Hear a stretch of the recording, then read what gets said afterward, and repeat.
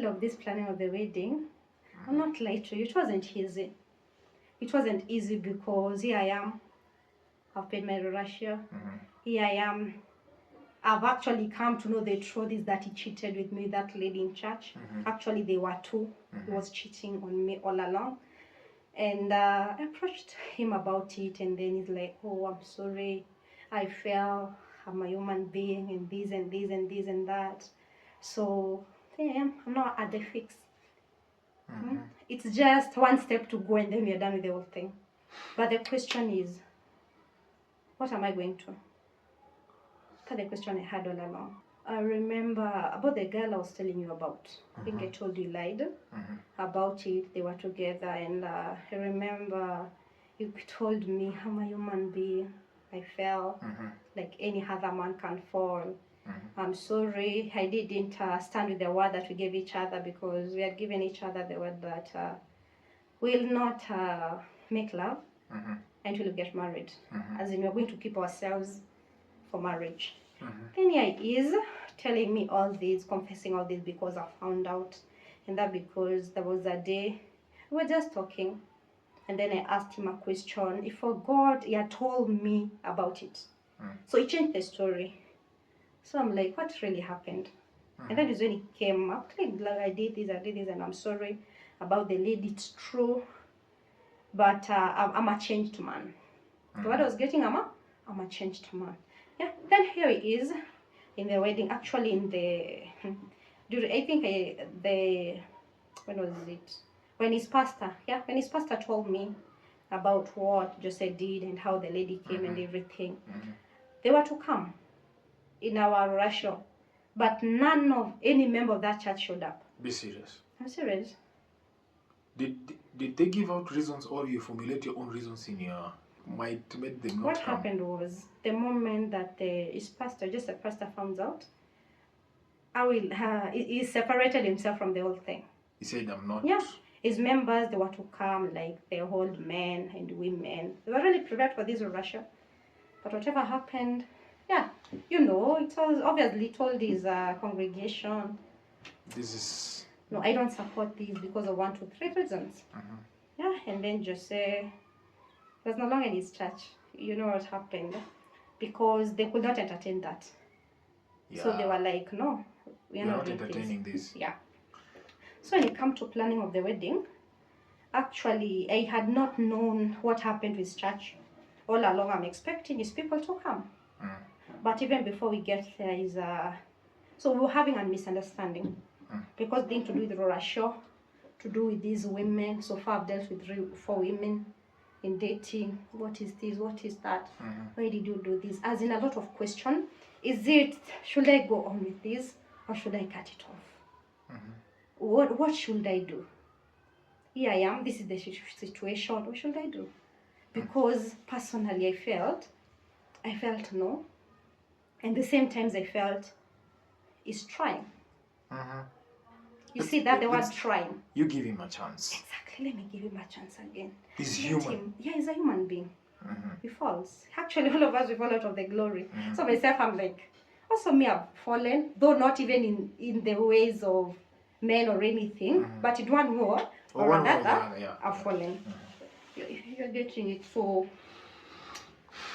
for me to give myself a chance to think, I cancelled the wedding. I'm like, let's postpone this wedding. The dates that you gave, you said no, those are not the dates. I'm like, no, not the date.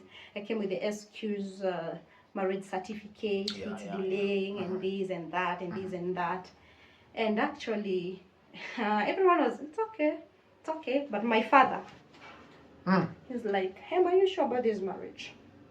No, that is the point. He started asking you these questions. Exactly. Of, are you sure? Of are you whatever sure you're doing? Of marrying this man? I'm like, Dad, I'm sure. Why did you tell him you're sure?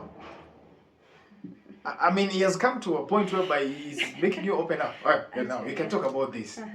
And then your answer is to comfort him. It's not to tell him the truth. Exactly. But to comfort him. Yes, comfort him. Can I tell you something? When we began this relationship with Joseph, I felt God has spoken. in Russia, God did whatever he did. So every time I could feel God is in this. God is in this. You're getting it. And then you are because like, of the small miracles that happens exactly along the way. Exactly. Then I'm like, he's a good man with a good heart, but the character is wanting. Postponed the wedding 3 times because when I'm here, I'm like, am I doing the right decision? You know, there was still doubt inside me if I should go on with this or I should go on with that. Then, yeah, here I am being told this and that, this and that. The same thing is happening at home, and my hands, they're like, hey, celebrating and everything, the wedding to come. Everyone is like in the group, my hands to Shonei, so we do this, we do that, as if everyone is so hyped about the wedding. Then it reached a point, I'm like, should I tell my family or should I not? Should you share this story? Yeah, should I share this with my family or not? I'm like, no. See, all along, I've been able to cope with it. So I went on. There was a time I was called with this pastor, one actually, these friends. And then he was like, Emma, you know, I know things happen, but see where God, you guys, has brought you. God has a reason, cannot bring you this far to tear you apart. And then just actually, I remember, Joseph is the one who gave that point, my ex-husband. Babe, God cannot bring us this far to break us apart. I don't believe it's the will of God. Then the pastor supports and is like, yes. Also me, I don't think so. I was seeing what they want me to see. Here I am, men of God saying have been here. And when I got married, I settled because now, where else can I go and look for something when I already have it at home? This is my wife. And Emma, when you get married, that final, women get to know their territories, this and that. Yeah, so all along I'm like, people change. Can I tell you something? Man, I believed people change. I believe men can change. But the moment I got in marriage, I came to know if you are dating a wolf before, you still deal with that wolf in marriage. Yeah. Forgive me for saying this, but men don't change. I came to learn when a man shows you who they are, believe them. When they shows you this is my character, believe them. When they shows you this is how I'm built, believe them. Don't wait for them to prove themselves over and over again. Because on my case, that's a mistake I did. Because I really hoped and I knew I could pray, God, I know this man will change. And guess what? In the middle of these things is when Joseph is like, babe, we should go to mountain and pray. Yeah. Babe, we should go to mountain and pray. This is a spirit. Spirit from where? This is a spirit, babe, which is fighting our marriage. This is what. Until one time we went to the mountain. Oh, you guys have gone to the mountain? Yeah. To pray against the spirit of women? Both of you? What have I not done? And sometimes they went alone. The time we went, both of us, is the first time I'm the one who suggested we were dating. We dedicate this relationship to God and everything. And now we are in marriage. Yeah, when we were dating, when things were bad, we go to the mountains and everything. And when we go there, actually tutakosana. Because this time of marriage, when we were postponing marriage, I'm like, no. And he's calling his pastor, I'm like, Joseph, imagine I'm not doing this. Babe, let's go to the mountain. And me, I believed. And then I was too naive. Oh, you fought battles that you don't even know about where they came from. I tell you.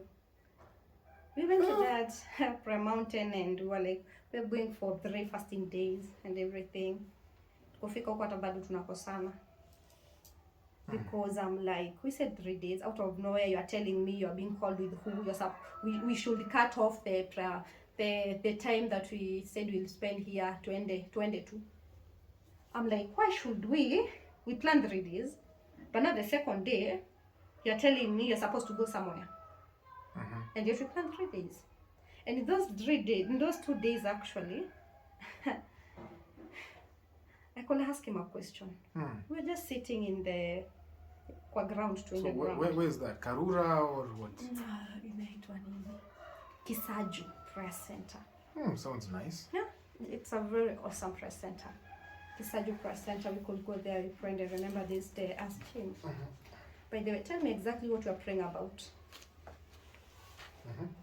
Then he's like, babe, we pray the devils to stop fighting our union. We get married in peace. We enjoy our marriage. Then I was like, the devil to stop fighting. Yeah, I know the devil fights, but now why do you allow the devil to fight through you? Because, Manu, I prefer let up the challenges like the normal challenges. Let it be external. External. Let's just say like, pesa ya harusi toshi, we don't have the money enough. When we get a house, we don't have money to pay. Yeah, maybe myself, I'm feeling unwell. You know, let's deal with external forces, but let us not fight between us. Let's fight what is outside there, but not what we already have here. So yeah, I was convinced enough. And we went home, we prayed. Then I decided to share with one of my aunts. Yeah, but not my family, not my sisters, not my dad. But actually, I decided to share with my relative. And told my relative everything. I shared with her and I shared with another one. Like three people. And they were all speaking one language in common. What did they say? We have come so far. But now what do we do? What will people say? We have all invited people. What will people say? I was like, okay. These are older people. Yeah. They were older just people. I think they were just trying to give you that they always challenges. Yeah. They meant well. Yeah, they meant well. They meant well. So for you, they just wanted you to like don't give up. Yeah, exactly. Have a resilient spirit. Yeah. But maybe they were not seeing. You have to have a big heart in marriage where you're getting married to. Yeah, they meant well actually. Yeah. So I'm like, okay, let me do this. Thinking of how everything has to flow. Then I'm like, let me go and have a nap. As I think, that time I'm telling you, my head was aching. My head was aching. I'm taking medication, it's not working. Because sometimes I could have sleepless nights. I wasn't even be able to sleep. Now the following day, someone knocked at the gate. Then I went to open the gate. Guess who it was? Jose is there. The bouquet of flowers. Quite, I was surprised because this guy has never bought me flowers before. This was the first time. With chocolate, this and that. And I'm like, I thought you never knew where I was. Then he's like, I knew your friend, this and that told me. And I'm like, what are you doing here?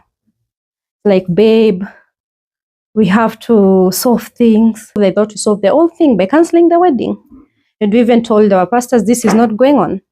He's like, babe, no, we need to talk things out. He was trying to explain me and give me all the reasons of why we should go on with this plan of getting married.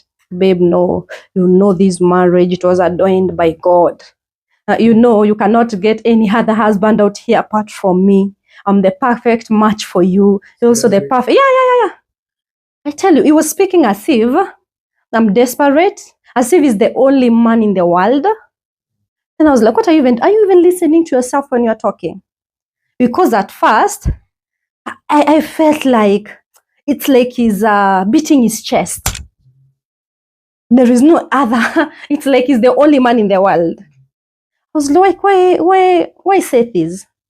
It's like, my point is, babe, is that I love you. I'm like, your love hurts.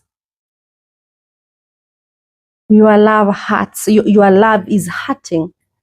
Your love is so selfish. Your love is not even worth of loving someone because it's bitter.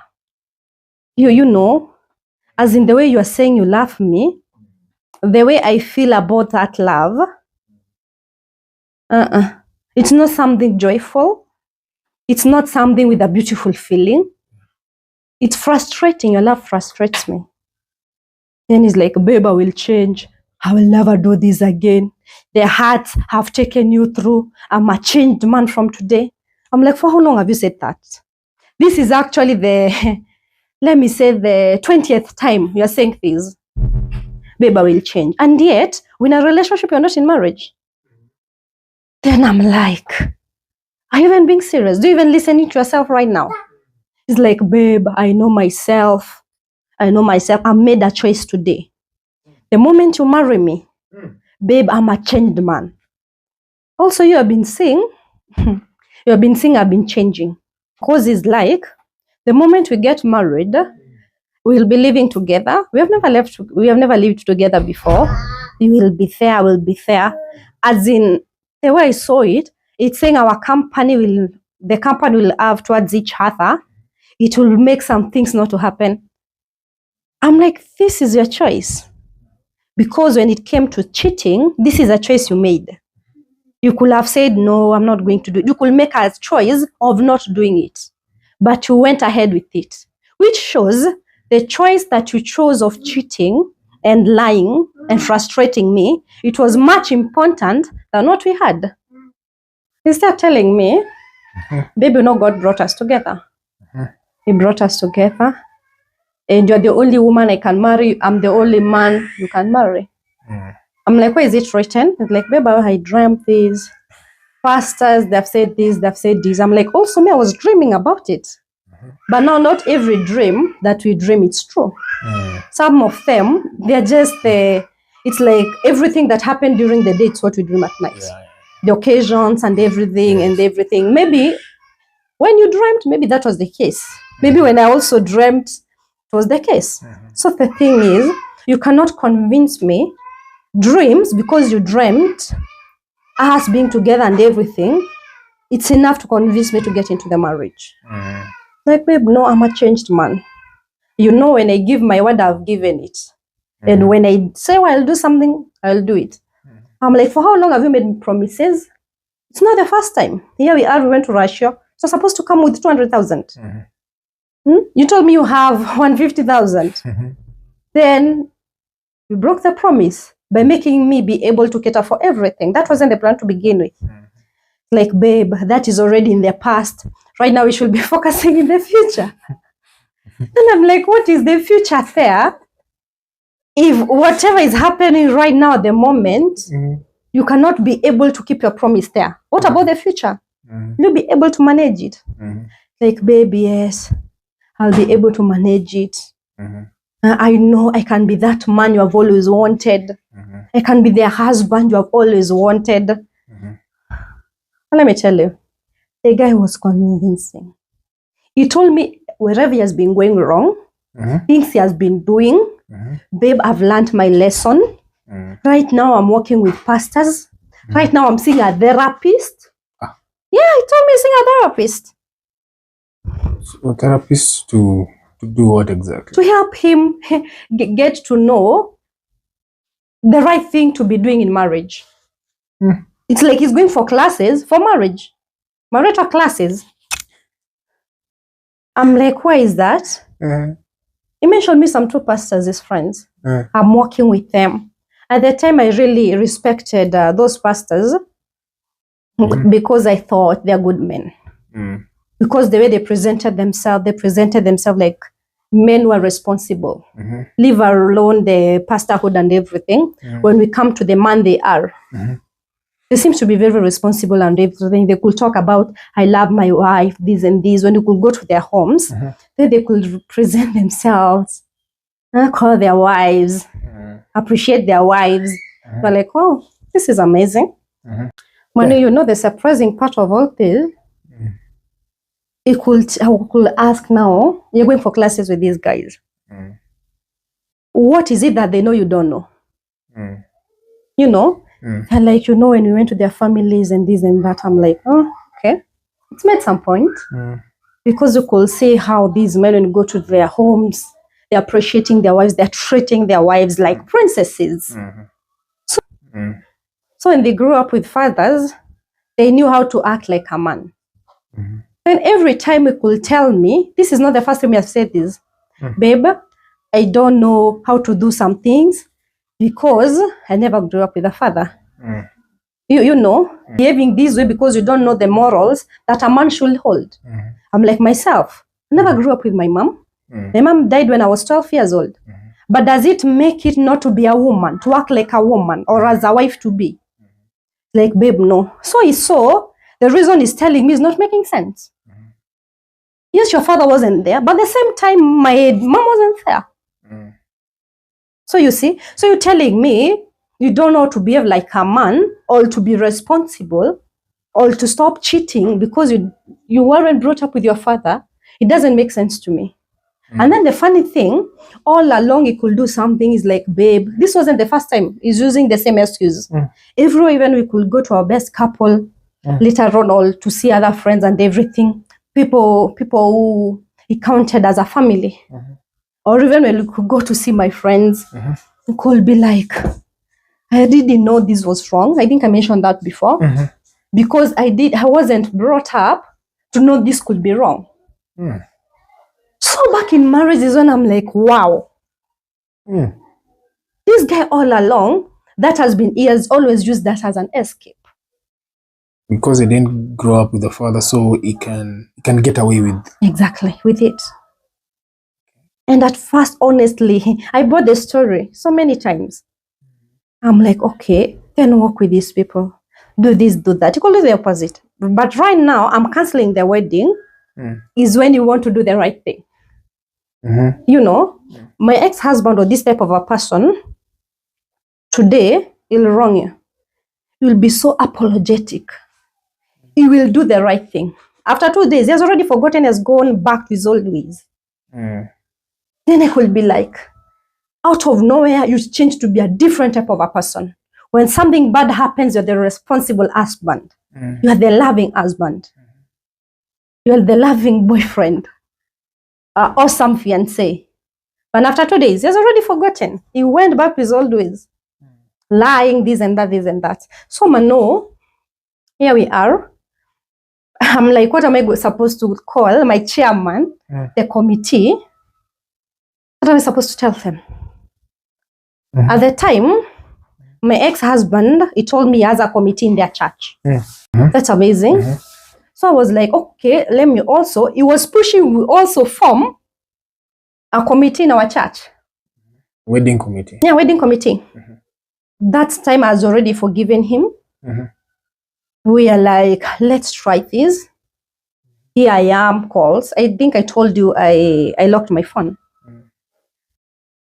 No call was coming in because everyone is like, what is happening? This and that. Most of the that time. So I was like, okay, after it's passed and everyone convinced me, I'm like, okay, I've forgiven you, let's go on, but I hope you'll change. Not that I didn't know this guy's character earlier. I knew. But he has a way of getting away with everything. Here I am, we formed committee. He told me his church, they formed committee. And then he was pushing my church to form committee. At first, I didn't understand it because I'm like, so you have your church, I think that committee is enough. And then again, the good thing, you're the groom.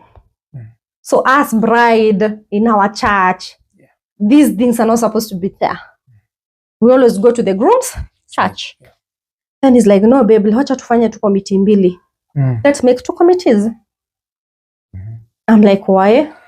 Like, I think it's a good idea. Here I am, I went to my church. I talked to the men, to the women, to my bishop, told them this and this and this. And since I'm the member of that church, and he's like a father to me, so they came together, they formed a committee. They had a chairman, all that. So everything was running. Now let's come to the day of the meeting point. Now my husband tells me he has talked to the chairman of our church. They have decided his committee to come to our church. I'm like, I always see in our church, in man's committee, that's where we always go. But now, right now, we are doing things vice versa. It's like, babe, let's just choose the church. I'm like, what about your church? Why can't we go there? So he insisted about it. Then I'm like, okay. I talked to the church. Like, oh, yeah. I've talked to Joseph, I've talked to our bishop. Everything is ready to go.